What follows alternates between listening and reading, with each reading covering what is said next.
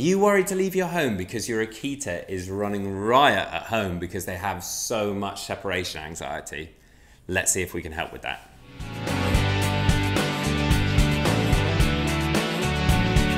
Welcome back to the Fenrir Akita Show. My name's Joe and I'm a certified canine leader here at FenrirCanineLeaders.com. We are dedicated to helping you learn everything you could possibly want to know about the Akita and then how to become a high-level canine leader so you can raise your very own Akita. If you're new here, don't forget to subscribe and turn on that notification bell so you never miss a future upload. The Akita is a wonderful dog. However, if they have separation anxiety, that's going to cause real issues for you, as you won't want to leave the house, you won't want to go and see your friends, you won't even want to go to work because they might be running riot at home with their separation anxiety. So today we're going to be tuning into a webinar that the CEO and founder of FenrirCanineLeaders.com, Will, has recorded all about dogs with separation anxiety and how to deal with it. So then let's dive into one of our quickfire webinars about probably what is the most heartbreaking behaviour that as any canine behaviourist has to help people go through, and especially for the owners that are living with a dog with severe separation anxiety. It's a very heartbreaking, it's an emotionally driven behaviour that nobody wants to see a dog go through, but the positive is that it can have extremely high rehabilitation rates to be very successful if you break it down and go through the process effectively. Now, when it comes to separation anxiety, it's one of those things that so many people don't really think about, especially when they're getting their new puppies, and it's something that is always the case. I try and stress to as many people as I can about the importance of being proactive and preemptive. Now, don't worry, I understand that people watching this, if you're watching this as an owner in particular, you're here because you want a fix to a dog that already has separation anxiety, or if you're coming at it from the professional side as a trainer or a behaviourist, you want to understand my approach to being able to help clients and potentially be you to be able to help your clients with separation anxiety. But I want to take a second just to stress the importance of trying to encourage owners and people, your clients alike, the importance of just putting the work in up front with separation anxiety. It's one of those things, it's a hard, arduous process to go through to rehabilitate true separation anxiety, and it's the epitome of just putting in the effort up front so that you never have to go through this in the first place. So again, let's jump into actual kind of modification and rehabilitation of separation anxiety now, but it's very worth noting that if you can, maybe you work with owners with puppies, really make sure that as part of your methodology you're helping people be proactive and preemptive with separation anxiety, because it's always the best way and the best approach. Hey guys, very quickly, I just wanted to interrupt and let you know about our bootcamp program if you've never heard of it before. It's the program that as a canine behaviourist I use every single day with all of the clients and all of the bad behaviour cases that I work with to high levels of success. It is focused on teaching you how to become a high level canine leader that is able to restructure the relationship with your dog so that they see you as that leader and they know to look up to you for guidance and direction. When we achieve that, we can then finally address those bad behavior problems and get to the point of having the perfect canine companion that you've always dreamed of. So if you want more information about our bootcamp program, the link will be down in the description box below. But until then, let's get back to the video you were just watching.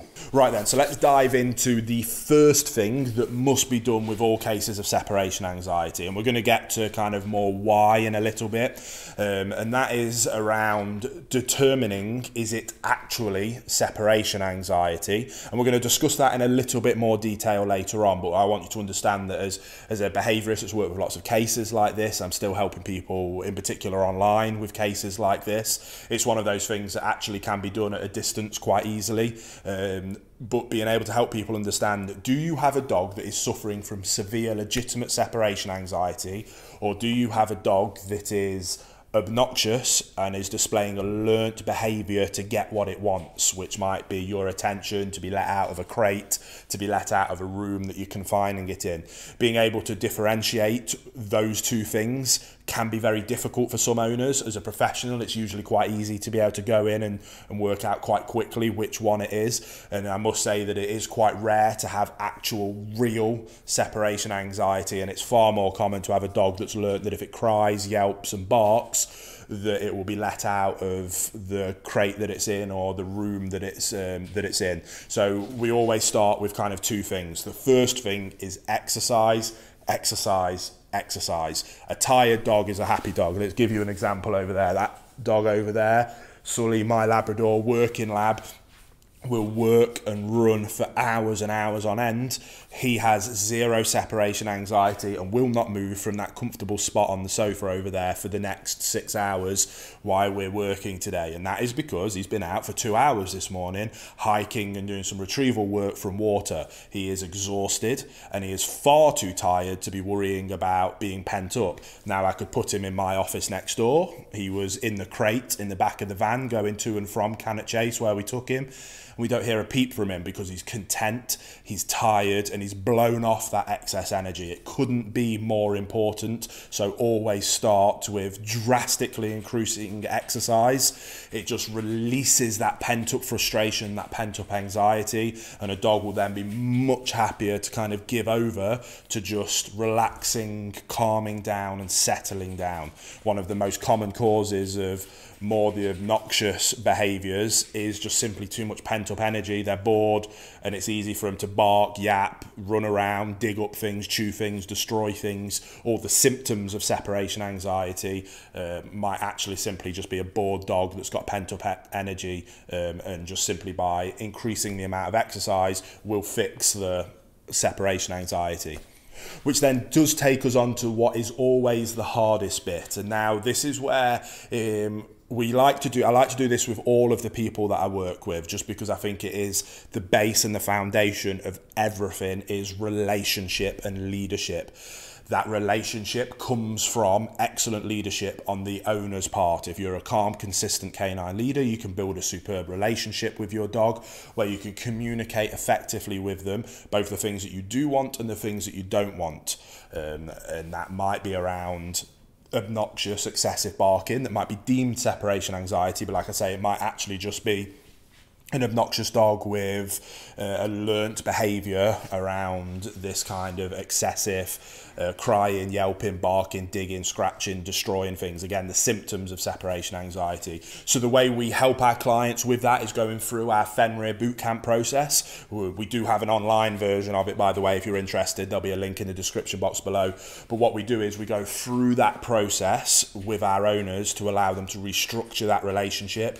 As part of that process, naturally, we put in a lot more exercise. And again, with separation anxiety, it's a month-long process. And by giving it to our owners as kind of the micro issue of separation anxiety, what's actually happening is they're fixing the macro issue, which is around leadership, relationship, and communication, which then inherently, by treating that at the root cause at the macro level, then makes these micro issues disappear. So that's something that I highly encourage, that if you're a professional, you go through a process like that with the owners that you're helping, or if you're watching this as an owner's perspective, putting yourself through something like that, going through that process with your dog so you can restructure that relationship.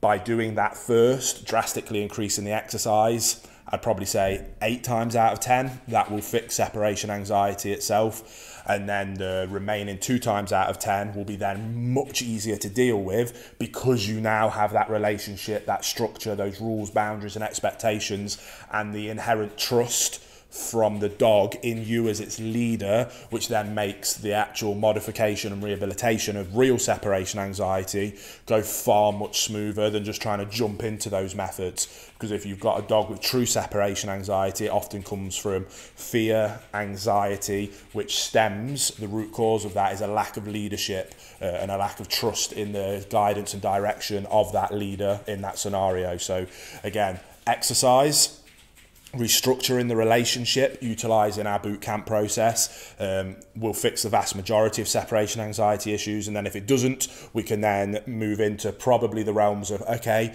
we now have a severe, legitimate case of real separation anxiety as opposed to obnoxious learnt behaviours. And this is where we then have to go through kind of a modification program of the behavior. We have to start desensitizing triggers of separation anxiety, and we have to rehabilitate and modify the behaviors of those triggers to allow the dog to settle, to be content, and to not associate those triggers of being left on its own with the induction of true panic, which is what true separation anxiety is. The best way you can describe it in a dog's perspective is that it would be like somebody that has a true phobia of spiders. That level of panic of being left on their own is what real separation anxiety is. And like I say, that's actually quite rare. The more prevalent issue is just obnoxious learnt behaviours that by going through those other processes will have been addressed by now.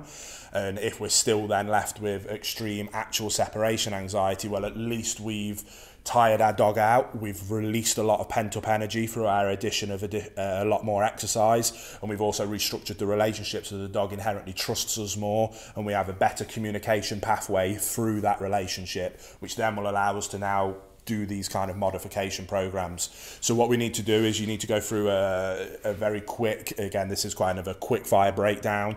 We could do whole day-long seminars on separation anxiety, but I want this to not run on for too long. It's a quick fire webinar version. So we need to desensitize the triggers. Now, a dog with real separation anxiety will have a trigger associated with the anxiety. It might be picking up the keys because they know you're leaving. It might be you tying up your shoes, putting your coat on.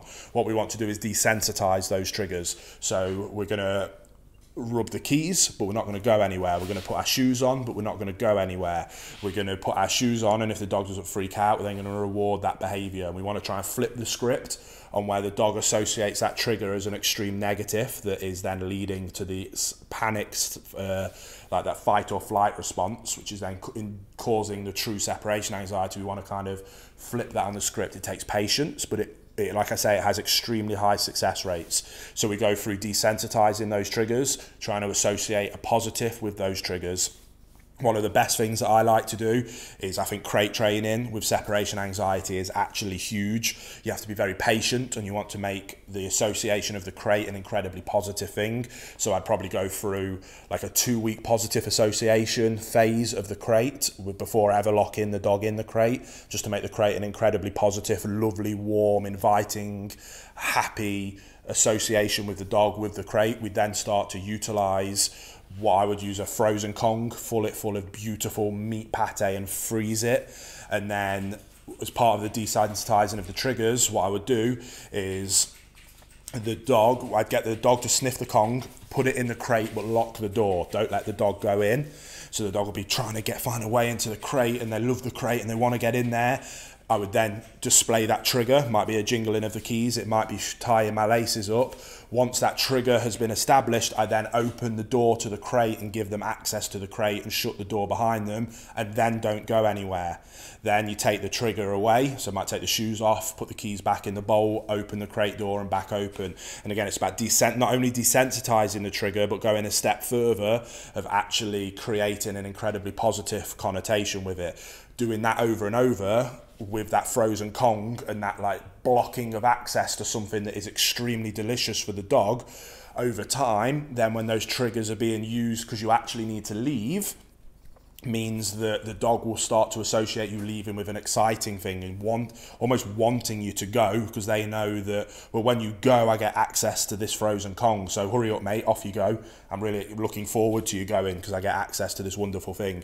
Then as we build up on that, so again, we're giving them access, we then might walk out of the door for 1 second and walk back in, take shoes and keys off, and go through that process, then 2 seconds, and 5 seconds, and 10 seconds, back to 5 seconds, up to 20 seconds, back to 10 seconds, up to 30 seconds, and we're just building up gradually, and building up to a place where we build a really positive association with you leaving. They're in their lovely, wonderful, calm, inviting space that we've built around positive association with the crate. We've built in utilising something like a frozen Kong to get them to build actually an excitement trigger about you leaving because they want you to go. And what we're also going to do is then when we go in, we need to remove all emotion. We need to make leaving an emotionless affair. We also need to make coming home a completely emotionless affair. So every time we leave the dog, there's no saying goodbyes. There's no, oh, it's going to be okay, buddy, I'll be back soon. Again, it's nonsense. The dog has no idea. All you're doing is adding in that anxious energy into the situation. We want to be calm, consistent leaders that we just go. When we come back, we don't go, oh, buddy, so good to see you. And the dog's been shaking and you come in and then you reinforce that anxious behaviour. We're going to come back in and we're going to ignore the dog until they're calm and relaxed. When they're calm and relaxed, then we can go in and greet the dog, say hello, praise them, let them out, play with them. And we build up that connotation. Not only are we desensitizing the triggers, but we're actually creating incredibly positive associations with those same triggers. We're also desensitizing the leaving and coming from that in itself is a trigger, but by us making that an emotionless, cold affair, we're desensitizing the coming and going part of the process, and then ignoring the dog until they're displaying calm, quiet behaviours means that we're also reinforcing the desirable behaviour, which is to be relaxed, calm and quiet. We do that process. You can do that alongside the boot camp. You can do it after the boot camp. There's lots of different ways that you can tackle this problem, but it has an incredibly high success rate, and it's just about going through the process consistently. Now, the next kind of caveat to that is people that work. Obviously, that kind of going through a process like that is a long process, and you can't have a lot of people can't just have a month off work to deal with this problem. So I highly recommend saying, right, from the 1st of next month, we're going to deal with separation anxiety. We're going to get on top of this. We're given that whole month, and I'm going to pay to take my dog to doggy daycare every single day. So while we're going through that process, at no point, what you don't want to do is take one step forward while you're going through this process, but then have to leave for 8 hours, put them back into that fight or flight response, and then them lose their minds, and you're taking 10 steps back. It can make the process much, much more difficult. So either take the dog to a friend's house where they can stay and just remove the issue altogether, control the variables, take that separation anxiety off the table completely, and then we can go in and set our dogs up for success going through a rehabilitation program like this. If you can do that, send to a dog's home, pay somebody, not to a dog's home, to a friend's home, send the dog to a friend's home for the day while you're out at work, take them to a doggy daycare, have a dog sitter come and sit at your house, find somebody that will kind of do you a favour and will come and chill at your house for the day, every day for that month while you're going through this rehabilitation program. And then throughout that program, you're building up that slowly time of them being left on their own, like we discussed, from 1 second to 5 seconds. And you'll be surprised if you're drilling that a few times a day, you can quickly get to 5 minutes, 10 minutes, 20, half an hour, an hour. And by the time you get to those kind of numbers, you're pretty much on top of the problem. And then it's just extending that out to the amount of time. And then what you might find is, okay, well, we've found a bit of a threshold at an hour, and we're going to now work on getting it from an hour to 2 hours. We get it to 2 hours. Okay, now we're going to have somebody come over halfway through the morning at lunch and then halfway through the afternoon to break it up a little bit while we try and stretch it out to that full day. That's kind of my quick breakdown. Like I say, you could do multiple day seminars on the real details of separation anxiety, but that's kind of the overarching theory. Determine, is it obnoxious learnt behaviour? Is it true separation anxiety? Regardless, we need to put in a lot more exercise and we need to restructure the relationship. If that doesn't cure it, which if it's obnoxious learnt behaviour, that will cure the problem, then we've got real separation anxiety. If we have got real separation anxiety, then we go through a modification and rehabilitation protocol like that, and you'll come out the other end with a dog that is content and happy to be left on their own. So I hope that helps. Get out there, help your clients with this issue, help your dog with this issue, and I promise you we'll have much happier, healthier dogs out there because of it. So if your Akita is having separation anxiety, that webinar should have been really, really useful to you. And you'll be able to put some of those things into practice straight away with your very own Akita. I really hope you enjoyed today's video. If so, get involved in the comments down below, as we would love to hear all about how you're getting on with your Akita and how your training's going. We would love to hear about it. Don't forget to subscribe and turn on that notification bell, as we have 2 dedicated videos coming here every single week. So I can't wait to see you in the next episode of the Fenrir Akita Show.